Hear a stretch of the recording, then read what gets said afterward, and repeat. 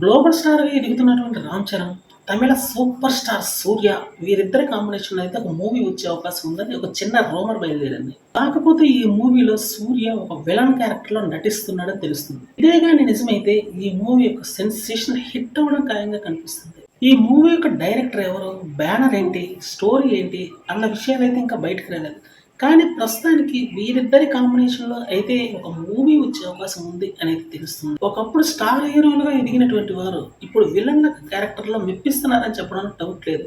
'సూర్య' కూడా అందుకు మినహాయింపేం కాదు. తీసినా తీయొచ్చు. విలన్‌గా చేసినా చేయొచ్చు.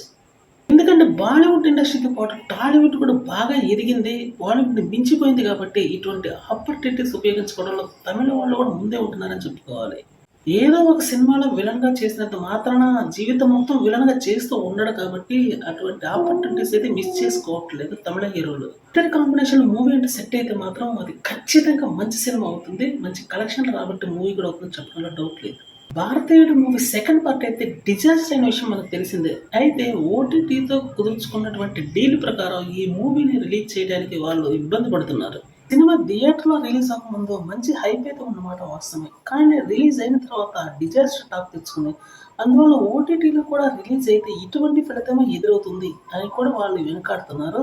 దీనికి తోడు వాళ్ళు ఓటీటీ రిలీజ్ కోసం ఇచ్చినటువంటి అమౌంట్‌ని తిరిగి వెనక్కి ఇచ్చేయాలి అని వాళ్ళు సంప్రదిస్తున్నట్టు తెలుస్తుంది ప్రొడ్యూసర్స్‌ని.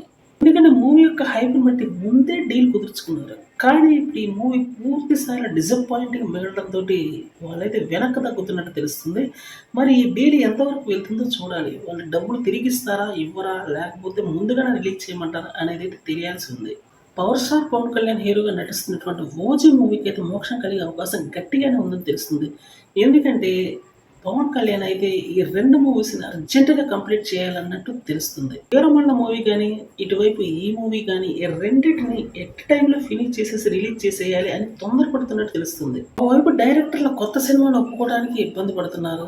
రెండో వైపు ప్రొడ్యూసర్లు వడ్డీలు కట్టలేక ఇబ్బంది పడుతున్నారు. అందువల్ల వీటిని దృష్టిలో ఉంచుకున్నాడో ఏమో తెలీదు గానీ ఇమ్మీడియేట్‌లీగా వారం రోజుల్లో అయితే షూటింగ్ అది స్టార్ట్ చేయబోతున్నట్టు తెలుస్తుంది 'ఓజీ' మూవీకి సంబంధించి. ఇదే గాని జరిగితే ప్రొడ్యూసర్స్ కానీ, డైరెక్టర్స్ కానీ చివరికి ఆడియన్స్ కూడా తిరుగులేనటువంటి హ్యాపీనెస్ ఫీల్ అవుతారని చెప్పడంలో డౌట్ లేదు.